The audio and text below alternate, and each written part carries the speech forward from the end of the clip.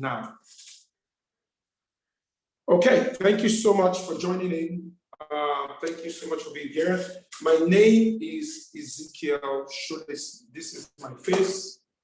You should be able to see me now. I might turn off my camera at some point because again, we don't want to take so much bandwidth. I run Lim Simple. Lim Simple is an acronym that means life, investing, money, and business. And it's simple. This class is going to run for a maximum of 1 hour, 15 minutes. So by 1:20, we'll be out of here. It's usually a class that we gift for free. It's the first module of the Strategy Factory. So the Strategy Factory is a 10-hour workshop that we do at Lagos Marriott Hotel. It used to be at Sheraton for a couple of years. And if you were to come to the class, this is the first module that you would find. However, some people would decide from here to attend the class. Some people decided this is just enough for them. Whatever the case is fine with us. We're just going to provide that much value going forward. So quick, this is Lim Simple. Lim Simple is an acronym that means life, investing, money, and business made simple, right? And as a business, our job is to try and sort of simplify stuff, right? Make sure that every single person who encounters us gets the opportunity to be able to learn and grow their business deliberately. Sorry, 1 minute. Vivian, I just sent you a message, please. Vivian, please help me try and get meeting people very, very quickly, because I don't want to have to do that. Okay. So, at Lim Simple, we run the Lim Simple Business Academy, and we've had the privilege of working with quite a number of businesses within the company, and we've had the privilege of having well over 2,400 entrepreneurs that we've worked with, and we have about 32 of them who do over $1 billion a year in revenue that we've been able to work with. A lot of them we've been able to help sort of hit that. In fact, just about 3 of them were already billionaire companies before we started working with them. Most of them were companies that got there as a result of our work with them. So let's kick off. I like to start every of my session by asking this question. What do you really want, right? What would, let me even ask you, right? What would make this year a great year for you? Is it possible for you to just post something in the chat section? What would you do? What would happen this year? And you'd be convinced if those 1 or 2 of those things happen, it'll be a great year. Some people it could be to make $1 billion a year. Some people could be, to move an office. Some people it could be whatever it is. I want to get 1 or 2 responses. What do you really want? What would make this year amazing for you if you were to determine if you were going to have an amazing year? How would you measure it? What would be the thing that would happen that would make you consider this an amazing year? Anybody?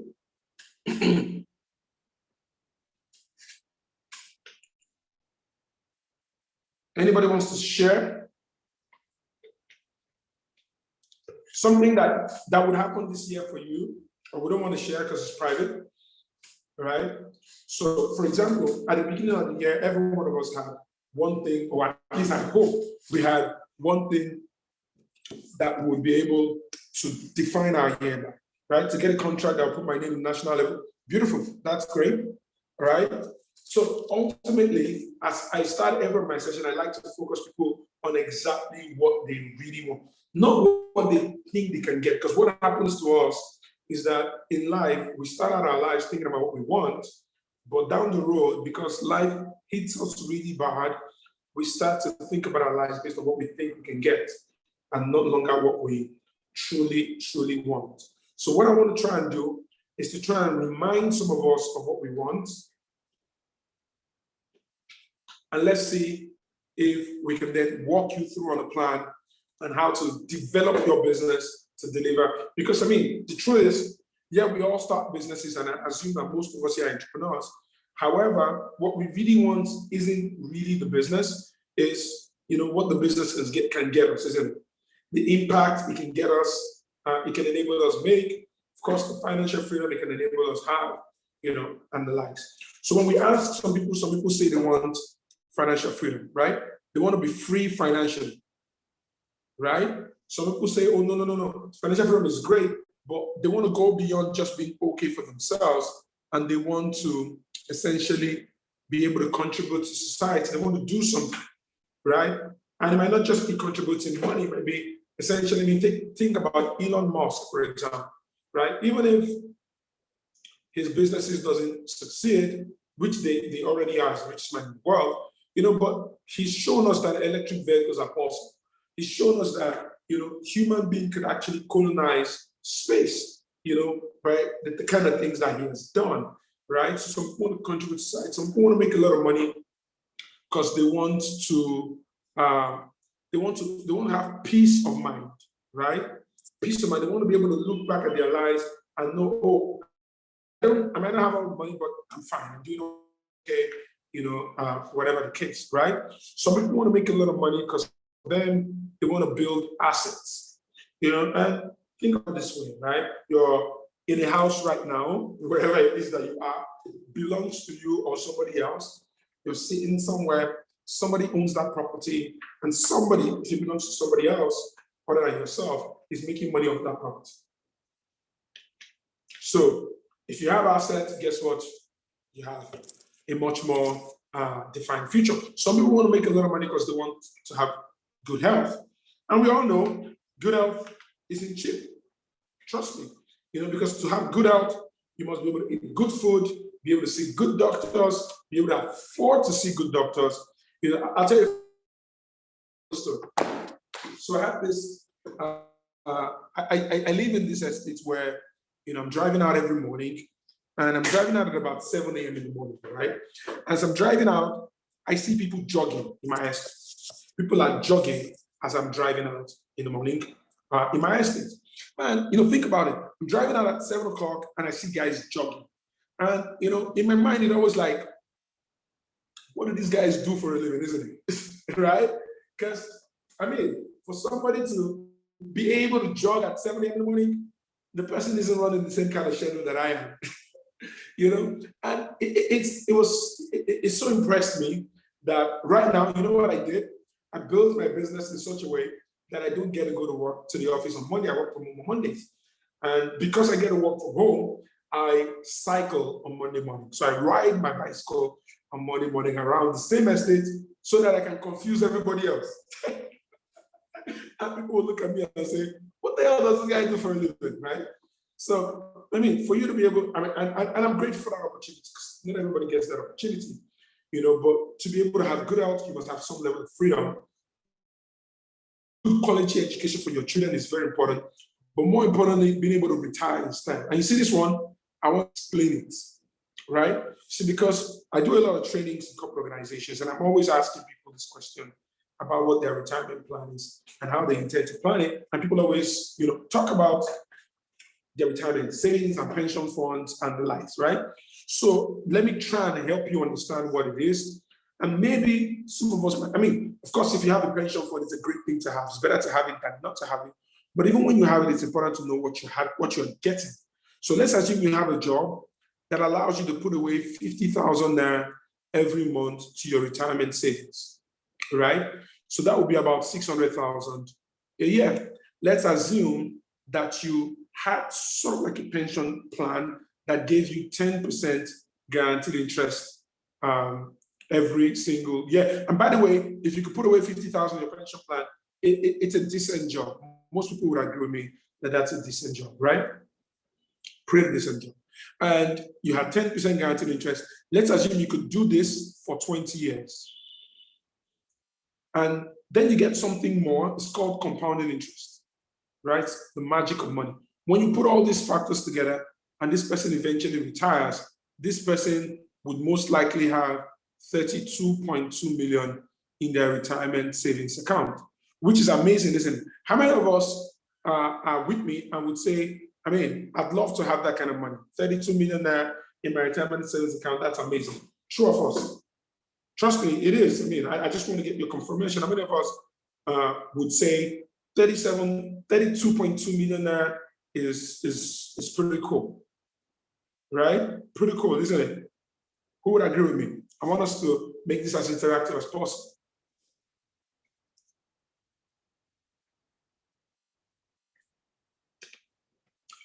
You can either unmute yourself or you can respond using the chat section, which might probably be easier for you. So, Taiwo, you want to say something? Yes, it's amazing. Even at the age of 60, 70, you have 32 and you're not going anywhere. You just can travel abroad. You can visit your children. It's something you can play with. And also just invest in little things like, spend your leisure time to do. It's great. Fantastic. So here's the deal, right? The reality, it sounds amazing, but you might not think so just in a minute, right? See, because here's the deal. The problem with this calculation, and this is the reason why people get into their retirement and they get shocked, is that we are being sold tomorrow on today's excitement. It's exciting today to have 32 million. Question is, how exciting would it be in 20 years? And because Robert Kiyosaki said that there's three sides to the story. There's the side that we're told, there's the side we believe, and then there's the truth. So let me share what the truth is now. So let's assume, so the only way to understand how exciting it will be is to go back to the past. So let's go back to a year like 1985. Now in 1985, if my dad had 3,500, he could buy a brand new car. Of course, not a Maserati or a whatever, but a decent brand new car, and it wasn't like, it's not like it's, the reality is that 3,500 was not back pocket change. It was the kind of money that was perhaps in some cases in 1985, an annual salary for a lot of people, right? So it's not the kind of money where you can visit your uncle and then he gives you 3,500 for transport. No. So let's assume my dad gets that money, had that money, he's going to buy a brand new car. His friend says, no, put that money in the savings plan. Because of course, if you had 3,500 spend money in 1985, you either had a fantastic job or you had a great savings culture and a fantastic job and you were able to save. So my dad decides, I'm going to put this money away because I don't want to buy a car that would be useless in 3 years. I'm going to put this money away and I'm going to make sure that I have a better future for myself. So every year he would save this money. He gets 10% guaranteed interest. He gets 20 years of savings. He gets compounded interest. The same factors that created the 32 million naira. And then in 20 years, he will have 224,600. Now, it looks like a lot of money, but he will get this money in 2005. 2005, 224,600. Would I buy him a brand new car? No. Would I buy him a fairly used car? No. He wouldn't even buy him a useless car. And that's why financial experts tell us that even though saving is a good habit, it's a very bad strategy because you're saving something that is losing value faster than it is gaining in numbers. And that's why I tell people, right? It is better to save up for an investment than to save up as an investment. Very, very important, right? Save your money, buy land or something, save your money, start a business. If the strategy is saving money, you will be dealt the shorthand of the stick, right? And that's the reason why it's important for you to be in this class. So we're going to start out with module one. Module one is the first module in the strategy factory. And again, because it's a business strategy workshop, the first thing that we like to deal with is the question of what is a business. So I will ask right now, again, you can unmute yourself if you want to say, And by the way, this question, there are absolutely no wrong answers. Because any answer you give would be quite true for you, right? And any definition I give would just be essentially my own opinion. So I'd like to ask, what is a business? I'll take 2 or 3 responses and then we'll move. Anybody? What is a business?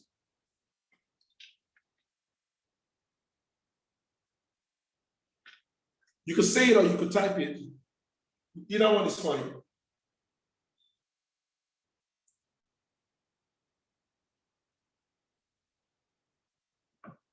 Anybody? What is a business? Well, I'd like to assume that all of us here are in business or are thinking to get into business. So, or I've done business before. So what is a business? Good. What I engage in to make profit? Fantastic. Thank you so much, Dr. Wedney Ayim. Fantastic. Great. I'd like to take 2 more. 2 more before we go. What I engage in to make profits. Of course, if you're not making profits, what do you gain?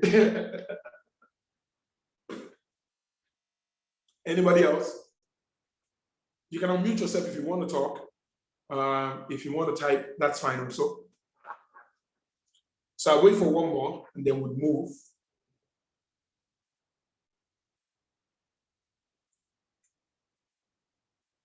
Exchange of product or service for profit. Beautiful. Thank you so much, Aziz. Thank you.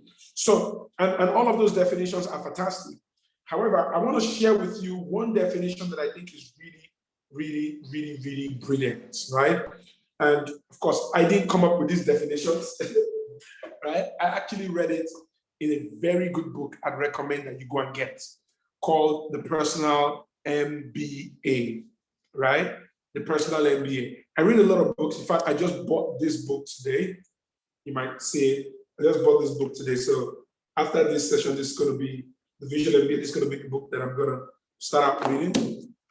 God's grace. So now, Josh Kaufman says a business is a repeatable process. So the first thing I want you to note is this word repeatable process, because we're going to come back to that a couple of times, right?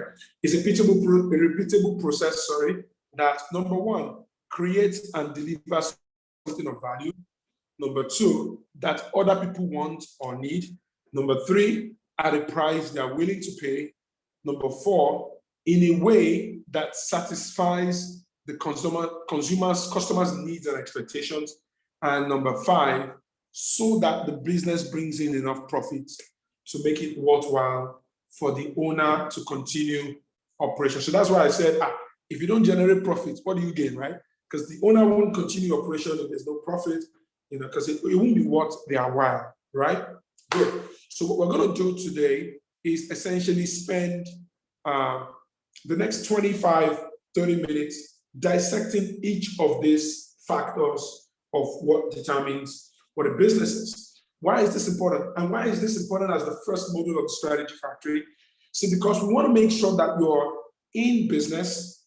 We want to make sure that you're in the right business, offering the right product or service, and you're in an industry that is expanding and not one that will disappear in a short while, right? Good. So the first question is, that your business must create and deliver something of value. So the question that you should be asking is, how valuable is your offer? How valuable is what you're doing? The business that you're doing, how valuable is it? Why is this important? Because if it has lost its value, you need to get out of that business and get into something else. Right? So I'll give you an instance. IBM started the computer revolution, the PC revolution, right? But IBM is a cloud computing business today, right? Because the world has moved, right? So how do you determine the viability of your idea or your business, right? You do that by looking at 4 factors. Number 1 is this. this business that I am doing, or this business I'm about to start, does it serve a huge expanding market, or does it serve a shrinking market? This is the most important thing that you must check. So this is how it works, right? Every market on the face of the earth has this. There's a pre-expansion, and then there's a point where the market is expanding and is massively expanding. And at this point, the business becomes like the talk of the town, but people that join in will join in at a point where the business, or at least the format in which the business is done, is already winding down. So let me give you an instance. A couple of years ago, it was a big deal to get into, say, recharge card business. However, does that mean less people are using airtime now? No, we're actually spending more airtime. As at 2009, we were doing about 2.3 billion naira every day in airtime in this country, according to NCC. Now it's close to about 14 billion naira a day, right? But what has happened is that business has moved from the guy on the street who's selling 100 naira, 200 naira recharge card, and 90-something% of that business has moved into our apps, has moved into short codes, has moved into essentially being run by the banks. So should I start a recharge card business now? Not likely. Maybe if you were in some parts of the country, it might still make a bit of sense. You know, the other thing is, should I start a cyber cafe now? No. A couple of years ago, only cyber cafe was huge. Now, there are more people on the internet in the country, but is it a viable business? Not exactly, right? So the question is, when I'm in a business, I need to always look at what's the size and the expandability of the industry that I'm in. Because, for example, most people might not realize, but the personal computer, the laptop industry is winding down. And you can see it. IBM has left, they are in cloud computing. Microsoft is now more of a gaming company than a software, a gaming software company than a proper software company. And they've gone heavily into cloud computing, Satya Nadella made sure of that. But the point is, you need to see and not be too attached to whatever business it is, especially if things have moved on, right? Second question to ask is, this my business or whatever it is that I am doing, can I find uniqueness in it? Can I turn this product or this service or whatever it is my business offers into a unique product or service? And here I'm not just talking about the uniqueness of your product. I'm talking about also the uniqueness of your business as a whole. Because sometimes businesses don't develop brand new products. They just bring it into the market in a brand new way or in a unique way. So let me do this small research. Now, many of us here are aware of short codes, star 737 and the likes. So let me ask, what bank do you think started it? What bank do you think started short code banking? Let me see in the comment section. What bank do you think started short code banking? What bank? Anybody? Samuel Aiton said GTB. Good. Anybody else? The obvious choice, right? Anybody else wants to support or oppose the motion?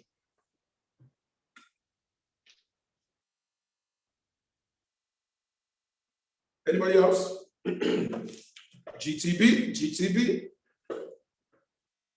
So this is the truth. If you said GTB,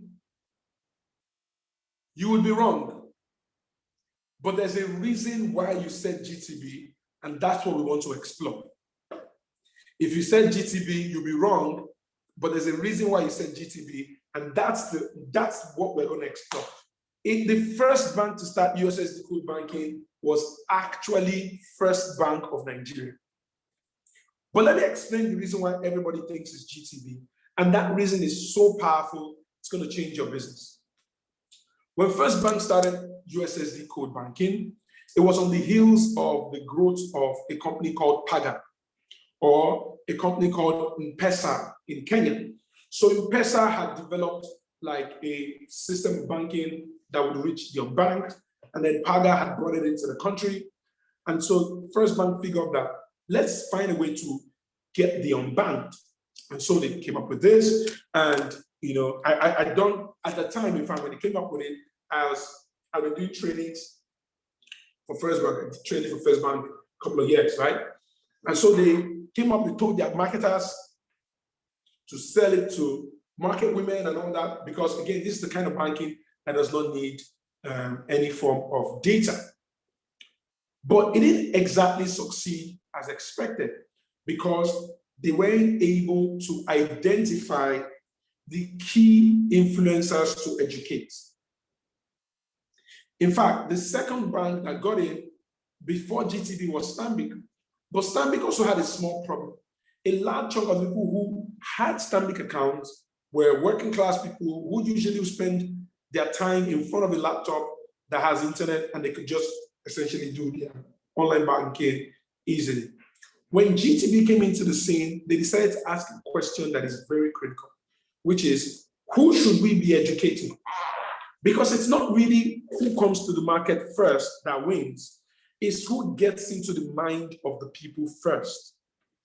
And so GTB decided that the people that they considered influencers were young people between the ages of 18 and 25. That if we educate those people, we'll win this market. And they did. And that's why the way they promoted 737 was an actual music track. In fact, just by mentioning that it's an actual music track, the music track is playing in some of us' head right now. 737, remember, right? Now, why did that work? It worked because immediately an 18 to 25-year-old gets it, he would educate his father, he would educate his grandma, and this time it was different because the person who is educating you has something to gain from your education. And this is how it would go. A boy will call his father and say, Daddy, please, I need you to send me money, I'm broke. Daddy will say, hey, I'll send it maybe like next week, I'm so busy, I can't go to the bank.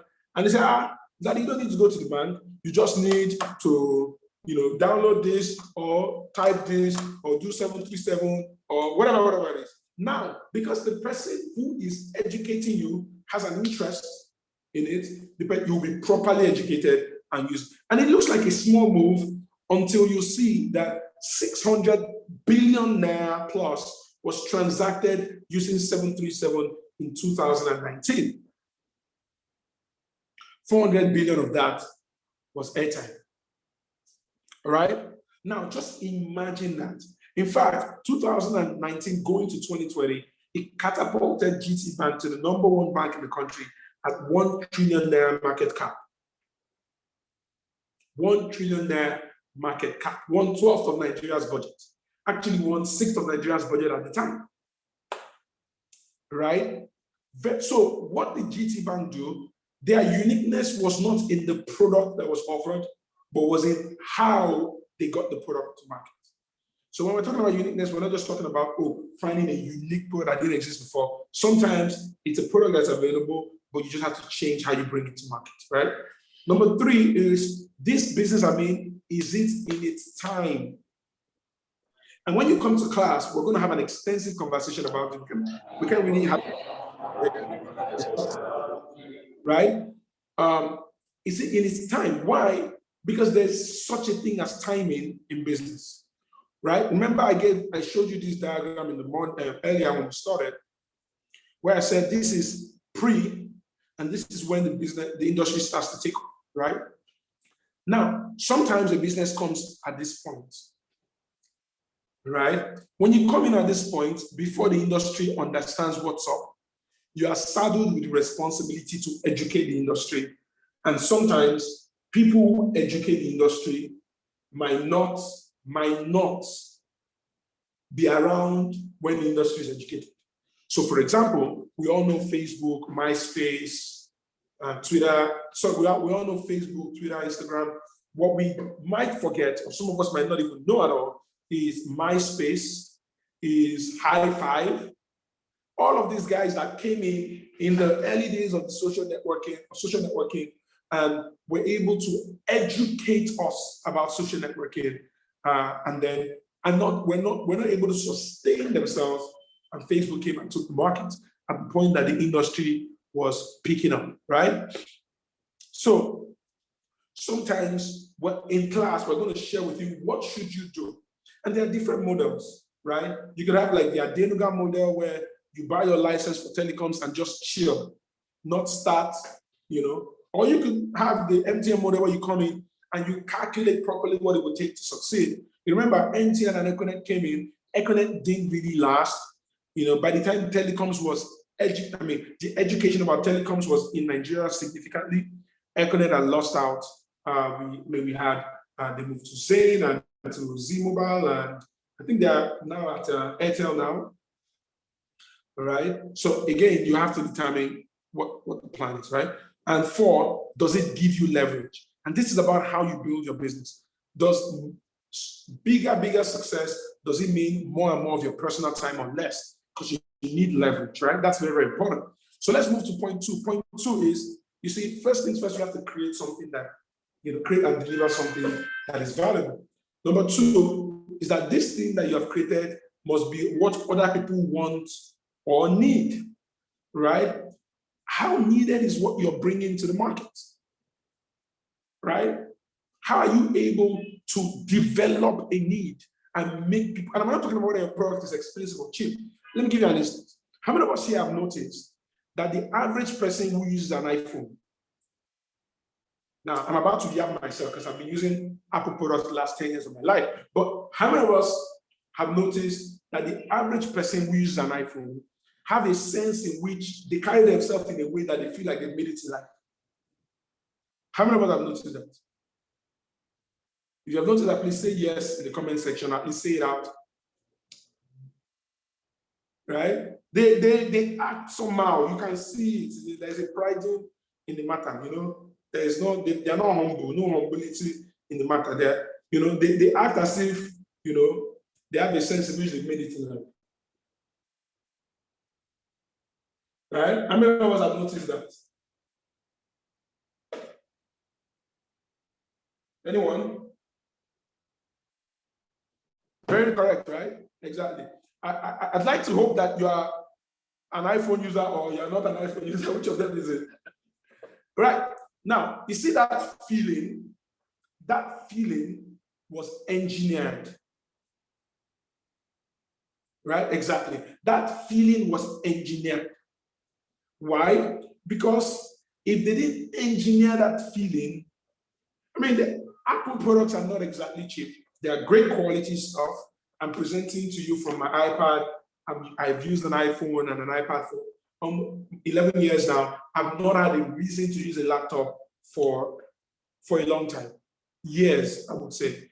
I designed this slide on this iPad and all that. So it's functionally excellent, but it's also quite expensive.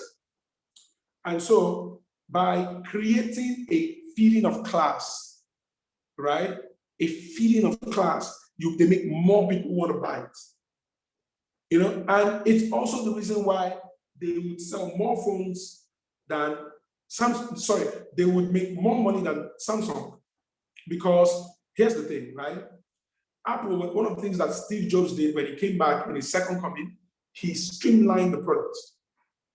Took out all the craziness and streamlined to 3-4 products. Why?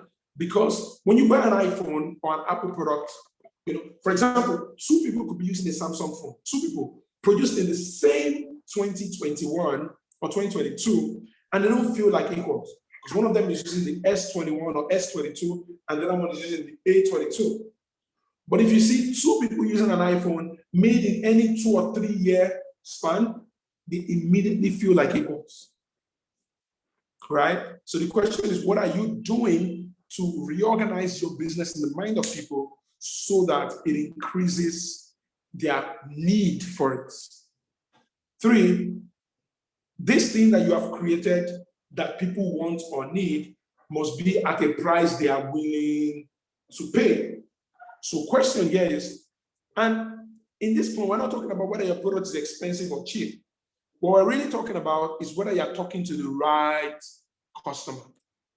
You see, Abraham Maslow, a psychologist, said that people exist at different levels. Right? Exactly like BMW. Thank you very much. So people exist at different levels, right? People are and what they buy, what they spend money on is reflected or reflects the level at which they are. So he said that there's something like physiological level. So let me give you an example. Let's take food, for example, right? Let's assume I want to eat. I want to buy food, right? If I had 200 naira, that's all the money I had in the world, I'll probably go to a buka or a roadside, bukateria, mama put, I think that's right, or mama put around the corner, and I'll spend 200, 150, and I might have a decent meal, and I'll be fine.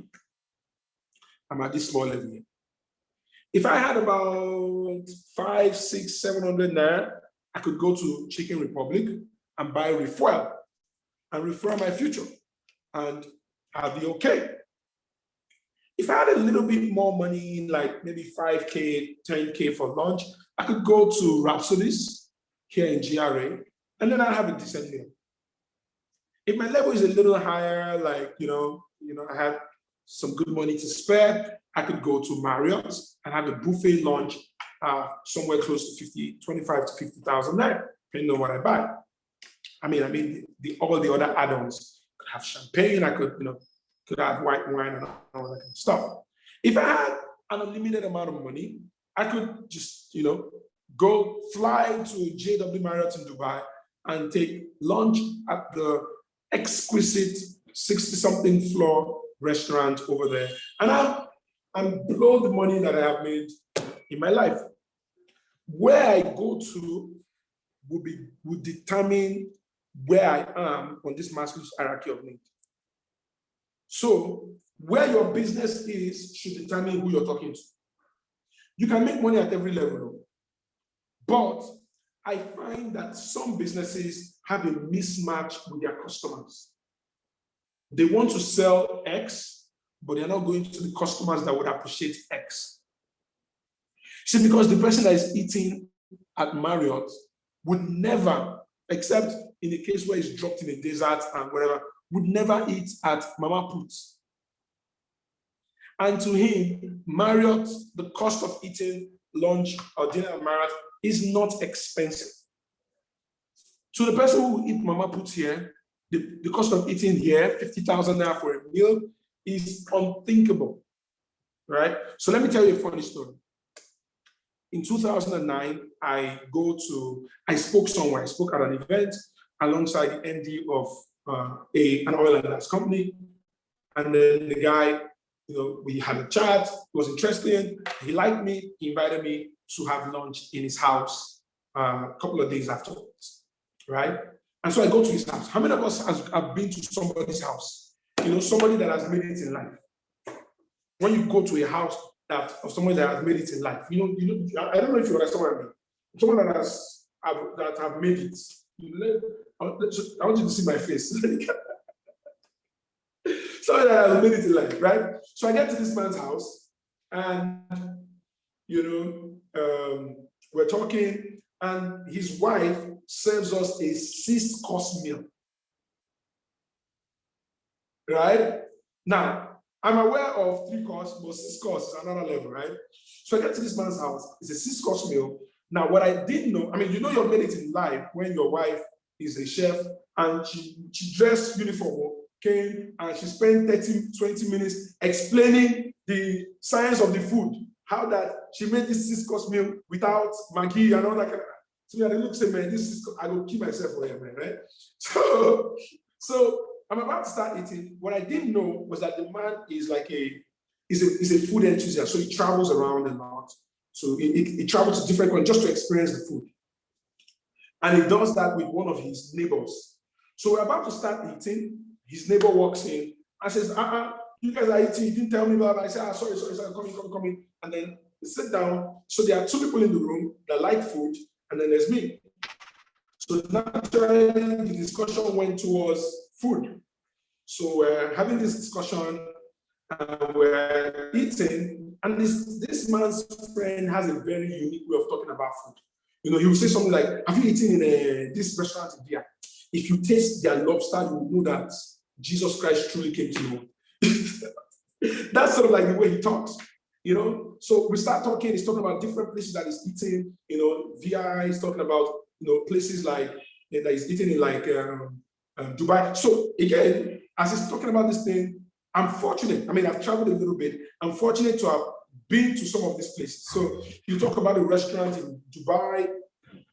You talked about JW Marriott in Dubai. I was like, oh yeah, I've had dinner there. I had dinner there in 2017 in Dubai. It was amazing. I mean, it was the most expensive dinner I've ever had in my life, right? So he's talking about a different restaurant I went to in France, and incidentally, about 3 weeks or so before that time, I had just come back from France, so we're just talking. So at some point, right, this young guy, I'm looking like, who is this guy who say, what is measuring with who is this guy that is chilling with the big boys? Exactly, that's the right one. So the man now gets to a point and say, look as if you are well, you travel around, eat well. I said, well, sir, I did try. He said, there's one to ask you. If you have eaten that one, I will know that we are at the same level. I said, sir, we're not at the same level. He said, have you eaten blue tuna? I said, sir, what is blue tuna? He said, I should Google it. Men and brethren, I Google blue tuna. It's a fish. The fish is $3.2 million. For fish, fish like Titus, like $3.2 million fish. If you want to eat that fish, you go to like Japan, you know, there's some saying that they'll not give small like this, like cube of sugar. One of these like $1,000. You now have like 4. You now eat it. I told him, I said, sir, my level have not reached that level. If you out there chop 4 things, not 2 million, you don't chop. All right? Now, I said this to say that, see that kind of guy is not looking for mama puts. As a business, are you matching the type of customers that you should be? Are you talking to the kind of customer you should be talking to? Right? Do you know what it takes? In fact, in the strategy factory, I think it's module 7 or so, we have a module called, it's a workbook module called market entry and market expansion and entry, where we talk about how to match your product or service with your customer class and how to find them, how to get them to be able to do business with you, right? So you need to be clear as to who you're serving.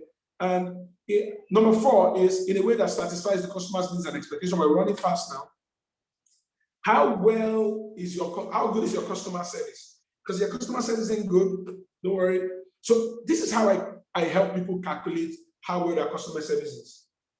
No matter how little you spend on advertising or on customer acquisition, if you don't get any business from referrals, if you don't get any repeat business, you're still spending too much. There's something wrong with your customer service. Because if you treat customers well, they'll tell other people. If you treat customers well, they would buy again and again and again, of course, depending on what you sell. Right? And lastly is so that the business brings in enough profits to make it worthwhile. Question, how profitable is your business? You see, because wealth is not measured in numbers, it's measured in time. It's not how much money you have, it's how long it can take you. If your business has 100 million naira right now, and you burn 10 million naira a month, and you have no inflow, in 10 months, your business will be in trouble. Simple, right? So the question is, how are you building your business in such a way that is profitable? And so I want us to do a quick calculation. It's a little bit unrelated to this, but it's also going to help you determine how to sort of expand or in what direction to expand your business. Now, every time I do this activity, only about 2 or 3 out of 20 people actually do it, because in the middle of doing it, some people used to have an attack, stroke, all this kind of crazy stuff. But if you do this activity, it will help you drive for more profitability. But more than that, it will help you drive for a bigger business, right? So if you're going to be able, I want to get your permission to do it. I want you to get a notepad and a pen, because it's about 5-10 minutes activity. We're going to do, write a couple of things, right? Get a notepad, get a pen, all right? And then when you do that, I want you to write, I am ready, in the chat room. If I get 2 or 3 people say I am ready, we'll go. What I want to do is help you calculate what your own impact on your company's bottom line is, and help you see how you can build a business that can enable you succeed. Okay, so Chris says he's ready. Dr. Sidney says he's ready. Jacob says he's ready. Who else? Who else is ready? Who else is ready? Who else is ready?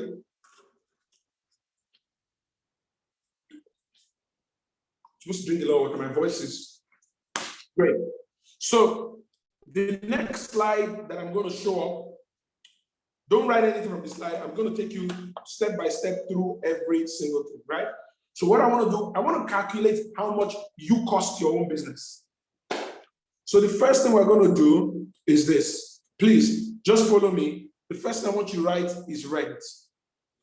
Now, I don't want you to write how much you spend for rent in the office. Think about, if I mention anything that you don't spend money on, just write 0 and move on, right? But in Nigeria, most of us, our rent is annual, right?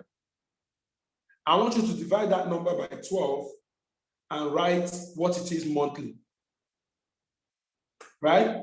Once you finish writing that, so what that means is that if you, let's say your rent is 600K, right? If you divide it by 12, you write 50K. So write the 50K and not the 600K, right?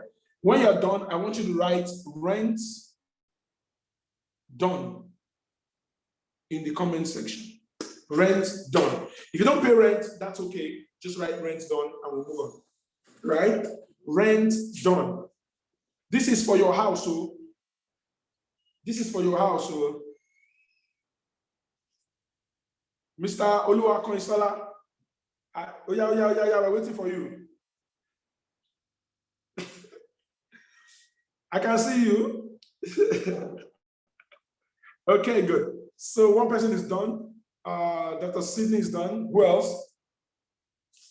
Who else? Who else? Who else? This is sort of like the last activity.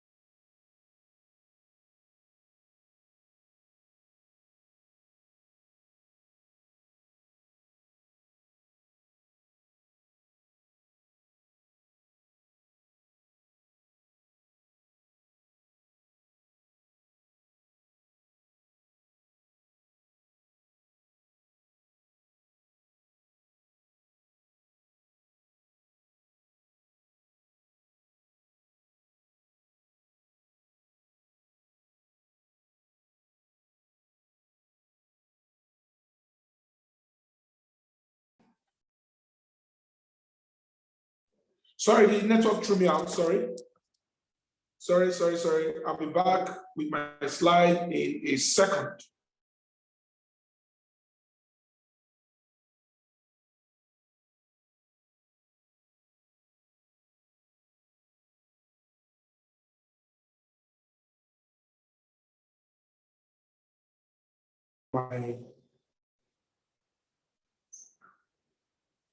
I can't find my, okay, I can find it now. Good. So the next thing is transportation. So most of us, oh, your audio, Vivian, please let me attend to that. So most of us here have cars, right? You have your own car, and you usually would fuel your car weekly. So let's assume you spend 10,000 naira weekly, multiply that by 4, that will give you 40K, right? So that's what I want you to write for transportation. If you don't have a car and you sort of use Uber or you bus around and all that, there are about 30 days in a month. I want you to estimate what you spend on transportation on a daily basis, multiply it by 30, and document it, not in the chat box, in your own paper. And then I want you to write TP done. That tells me that you are done with the transportation, right? So please just follow me. It might sound like a crazy activity, but just follow me and just go. We're going to get somewhere that will be very, very cool.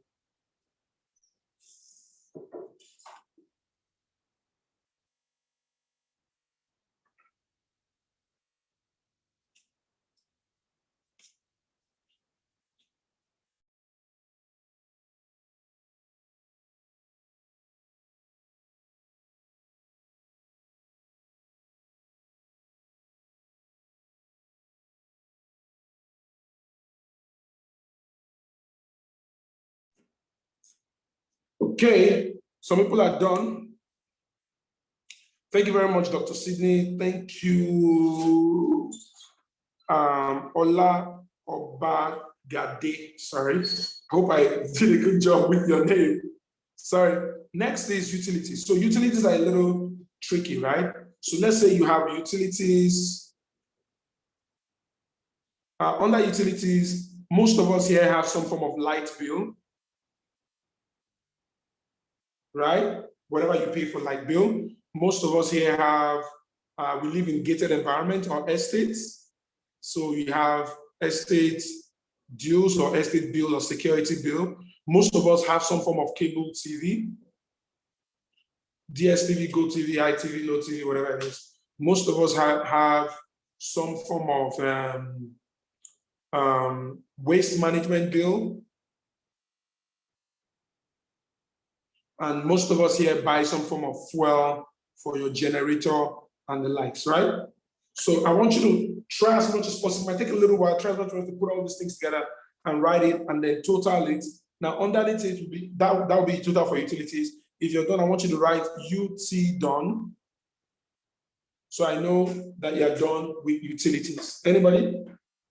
So who's done with utilities?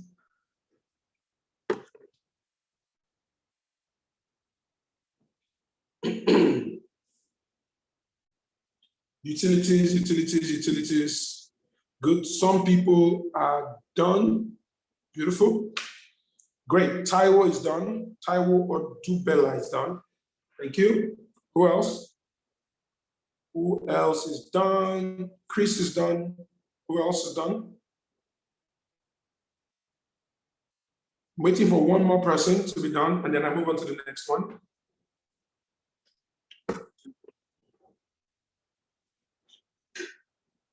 Done. Okay, great. So that's for utilities. Next is what I call feeding cost. So feeding cost is not foodstuff in your household. Feeding cost really much applies to those of us that don't work from home, like myself, where you work somewhere and then you live somewhere else. So in the case where you don't bring food from home, you go somewhere and buy food. It's usually a small budget, 500, 1,000, 10,000, or 2 million if you belong to the Blue Tuna gang. But how much is that for you in a month? So whatever it is that you come up with, you multiply by 25 working days, that'll tell you what that is. When you're done with that, I want you to write FD done. We'll get to food stuff and all that in your house. And if it doesn't apply to you, just move on. So I'm waiting for you to get to me and say FD done. It's important that you write FD done or whatever it is that I'm saying so that I know that you've gotten to that point.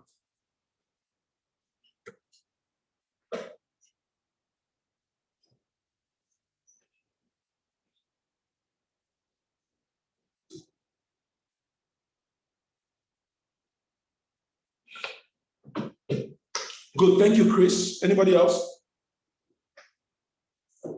Nokia 4.2. Thank you. Anybody else? I'll wait for one more person and then we'll move on to the next one.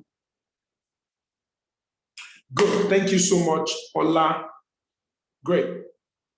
Next is groceries, right? Groceries is like food stuff in your house, toiletries, food stuff, gas, all those things, right? It's usually a big budget, especially if you're married with children. So whatever that is, write it down and write GC done. It might require some thinking, some remembering, but write it down. Please just follow me, because when we're done with this activity in like another 3 minutes, I'd ask you 2 questions, and I can promise you those 2 questions will be the 2 most important questions you probably will hear this afternoon. And for some of us, it'll be the 2 most important questions we've probably ever heard, right? So I'm going to run a little faster. GC done. Anybody who says GC now and I move.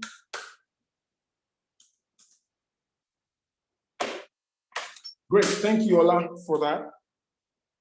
Great. Next is school fees. So school fees is a little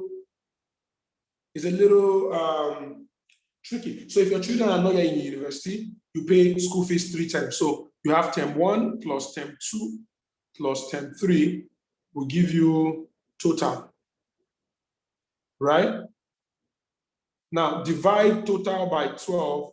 That will tell you how much it's due for that school fees monthly, right? So I want you to add all the school fees together, divided by 12, so that we know how much school fees are working for every month. And then of course that will be, then you multiply that by how many children, right? Because there's no buy one, get one free school, yet. And when you're done with that, I want you to write SF done. That will tell me that you're done with school fees. SF done. By the time one person responds, we move. Good. Thank you, Jacob. Thank you, Dr. Sydney. So we'll move to the next one. Again, if you don't have kids, it's okay. And of course, you can also include what you spend on your own trainings and the likes. The next is personal expense. Personal expense is not a lot of money. For most of the time, it's small. Except if you belong to like the Ashebi gang, you're always buying 50 million Ashebi every weekend. But for most of us, it's small money. Haircuts, manicure, pedicure, simple stuff. So when you are done with that, I want you to write P done. P done tells me that you're done with that. Okay, Chris is done with that. I'll wait for one more person.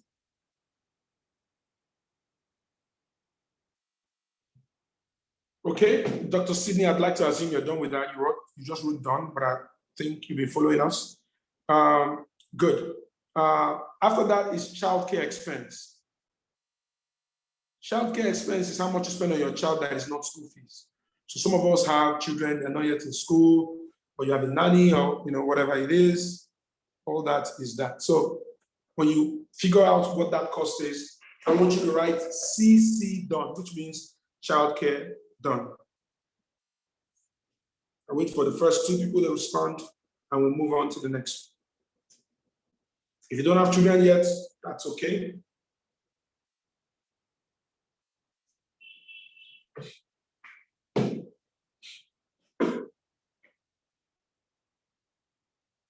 Childcare expense. Anybody here has got children that you have to expend money on? Good. Dr. Sydney, thank you.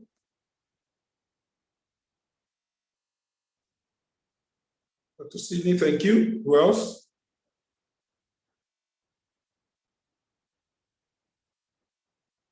Jacob, thank you so much. Next is communication. Communication is airtime, data.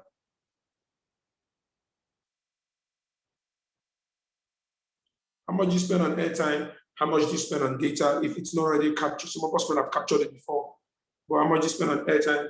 How much do you spend on data? And once you're done with that, just write comms, COMS, done. Now tell me that you're done with that. Right? Comes done. Dr. Sidney, interesting reality, right? We're almost there. We're almost there. Good. Thank you so much, Ayo and Taiwo. Great.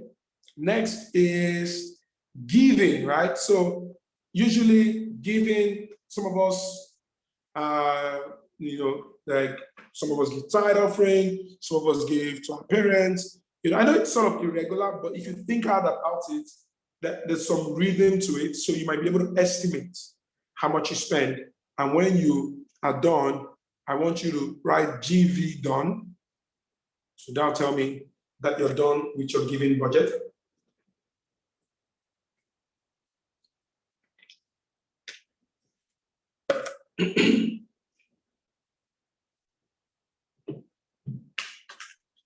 Anybody? GV done, anybody? Good, great, thank you, Dr. Sidney. One more person, and then we'll move to the last activity rather. Good, Chris, thank you. And lastly, we have other expense. So other expense is anything I didn't capture. You have a nanny, you have a driver, you travel abroad for holidays like I do, or some other people do, just put all that together. And when you're done with that, I want you to now write all done. When you put all that together, I want you to write all done. All done. So that tell me that you're done with everything. And then I can now ask you the 2 questions. And when you're done with everything, I want you to add it all up together, everything. Remember, we've calculated everything by months. So I want you to add everything up together. Great, thank you. So add it all up together. Don't write what it is in the comment section. It's none of our business. But I want you to write how shocked you are if you are shocked. Because some of us might not have done this kind of activity before.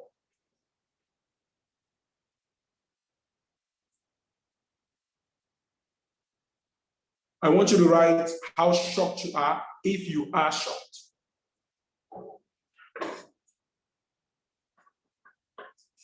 I'll give you 2 minutes to calculate. Some of us might need a calculator. Some of us might need a scientific calculator because it's in no more balance.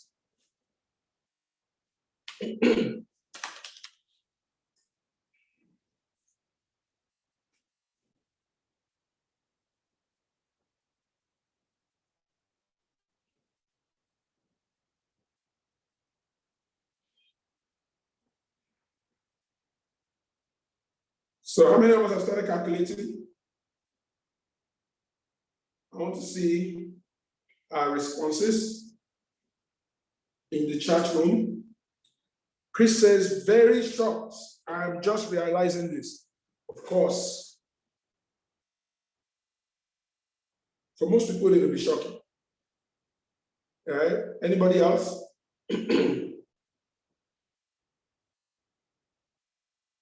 Anybody else?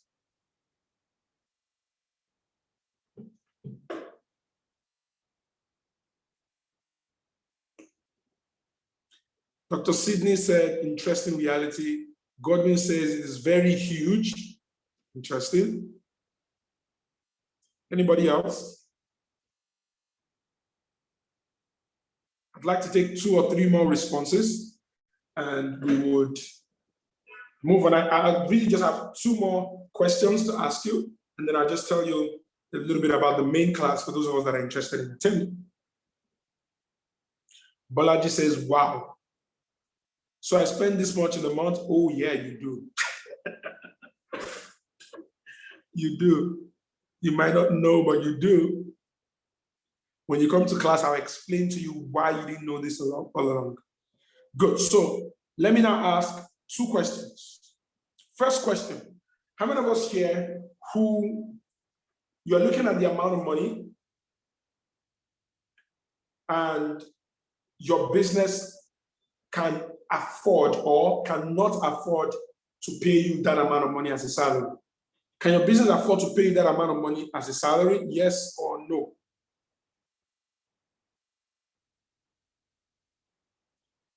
Can the money that you have written now, the calculation you have made, is that how much you pay yourself as a salary? Beautiful, great. If that is not the case, then the next time you're in church and you're praying, the pastor said, you should pray against palmer worm and canker worm eating your business. But I don't pray. Because you be palmer worm. Yeah, the palmer worm and the CEO worm eating your business. But when people come to the strategy factory, this is not the question that they want to answer. The question that we're going to help you find answers to is this next one. How big does your business need to get to be able to pay 20 people in your organization such a monthly salary?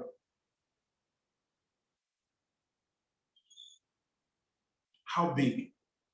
You see, because many of us might not realize this, but the reality is this. Everybody that works for you, if you have people that work for you, sees you. They see your life. The very least of what they want in their lives is what they see you having. If you don't design a business that can deliver that to them, they will work for you for as long as they can, and then when they get another job, they will move. And you would have high staff turnover, and you would not have a business that can grow significantly. You have to design a business that can represent the dream of the people that work in your business. For some of us, for example, even though we're running our own business, if Chevron comes and says, come and become CFO, you will shut your business and go to Chevron. Why? Because Chevron represents a bigger dream for you than even your own business. There's nothing wrong with that. But just remember that Chevron was started by one person, and you could do the same thing too. How many of us in this room would want to have a business big enough to be able to pay that amount of money that you just wrote down to at least 20 management staff members of your organization in the future? How many of us would like that? I want you to say yes if you would like that. Type yes if that's what you want. Great. Beautiful. Now, that's what we focus on helping businesses achieve. And that's what the strategy factory is about. So the strategy factory, people come into our event for like 10 to 12 hours, and we work with every single entrepreneur to design a business that can build that can become massive over the near future, right? Now, we are going to take you through over 35 topics. Now, we've dealt with the very first one here, but we're going to take you through a lot more stuff, up to 35 different business topics. By the way, this slide will be available on the group so you can review all the different topics again, and you can look at it and see how that works. And then also our sessions are quite fun. It's an activity-based session. People are always laughing, excited, shouting, jumping. You know, it's a bit of a great place to attend. But if you wanted to be a part of this session, the next class is on the 28th of this month, is on Friday. We did it specifically on the Friday because we wanted business owners to come, you know. It's a Friday. It's the class is 120,000 naira now. But those of us that are in this class and would commit between now and the next 1 week would get it would get 20,000 naira discounted from that fee, and you could pay 100,000 naira and get into the class. So what does it look like if you get to the class, right? Now you come into the class, it's a full day class, and everything is on us. You know, we have 2 tea break where you have fantastic food, and then lunch break that is buffet. In Marriott, remember, I told you that Marriott, the going rate for Marriott, buffet at Marriott is between 25 to 50,000 naira. Now, why did we choose a place as expensive as Marriott? So because I believe that where you learn is more important than what you learn. Note, where you learn is more important than what you learn. So you have to be very careful. And also because being in Marriott, for example, at the moment, we already have about 9 people registered for the class, way before this class. And those people, one of them that is coming as a participant runs a business that does 5 billion a year. The other one runs a business that does 240 million a year. We have, in an average class, we would have about 4 or 5 people in the class as participants that do over 1 billion a year. So the networking opportunity is insane. So if you don't use a place like Marriott, you can't even get those kind of opportunities. Those kind of people won't come, right? So you get all of that, you get access. Now you get the access to the strategy factory online. The recorded class will be sent to you also. You also get access to our Facebook alumni community. You get access to the manual. You get access to one post-training session with me. One session with me after the class. I'll sit down with everybody one-on-one. That's why we don't have a big class. It's usually about 30 to 40, maximum of 50 people, because I have a 1-hour session with everybody afterwards. It can either be in person or virtually. Some people flying from out of Lagos, finish, they go back, and then we have that meeting virtually. And then we're going to be having about 1 to 2 additional Zoom sessions within the next 1 week of the class, right? So, and for some people, they say, oh, I'm not going to be able to come in because I live out of state and I can't come in. Yes, for the same amount, you get access to it on Zoom. You get every single thing, but you get 2 one-on-one sessions with me. You know, one that would happen before the class and one that would happen after the class. So instead of 1 session, you get 2 sessions with me, and then you get access to the entire class on Zoom live, right? Good. For those of us, now how many of us here, so if you're here, for example, and you have been a part of this class and you think it's worth it, and you want to, you're saying to me, oh, I'm going to work towards coming to class, and I'm going to, yes, there is, I mean, if you want the certificate, I'm going to present the certificates and send it to you virtually, the e-copy, and then you can print it and hang it wherever it is that you'd like to, right? If you say to me, I want to attend this class, can you do us a big favor? Now, most of us here are in the WhatsApp group. We don't really know all the people individually in the WhatsApp group. So if you're committing to say, I'm going to be able to make it to class, I'm going to pay within the next 1 week, I'm going to take advantage of this, what they call that, discount. I'd like you to please help us in the chat section, write your name and your number so that Vivian can take note of your name and your number and call you after this meeting. So please just help us write your name and your number. Because again, in the group, because we don't really have your numbers, we can't be sure as to who has said what. But if we have your name and your number now, it means that, you know, we'll be able to tell who you are, and then we can have conversations with you. And for those of us that would join in on the class, when you join in, we're going to have, you're going to have an opportunity to, again, attend the class and have that one-on-one session with me, right? So anybody, so the offer is open for 1 week. And you can also message Vivian. She's, her number is 0909,000-8887. Or you can message Bisola at 0909,000-8883. I believe that's the right number. Yes.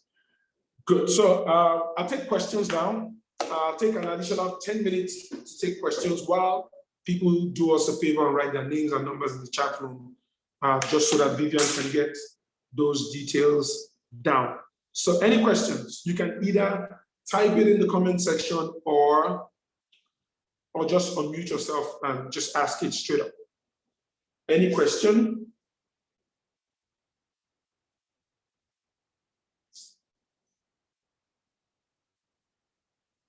Any question?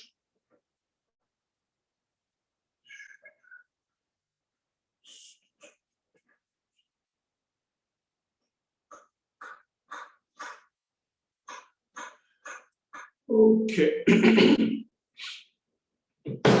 Thank you so much for joining in. By the way, I want to thank everybody that has stayed up until this point. I'm grateful. I hope, and you don't have to ask, how many of us here have a comment, something you want to say about this session? You want to say something, you want to write something? Tosin, do you have a question for us? Thank you so much for joining in. Thank you so much, Mr. Aziz, Jacob, Dr. Wendy, Dr. Wedney, Sam. Oh yeah, of course, you can chat on WhatsApp later today. You can chat this number. Thanks a great deal for the awakening. Thank you so much. Yes, you can. The number is on the screen now. You can chat that number and we can. Oh, okay, great. Thank you. Thank you so much for that.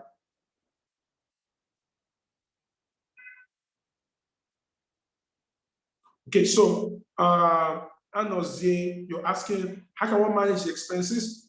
So if you look at what we did today, the expense stuff, you would realize that for the most part, there's not much you can cut out of that. You know, so I tell people that a lot of times in this part of the world, a lot of us don't really have a money management problem. What we have is an income problem, right?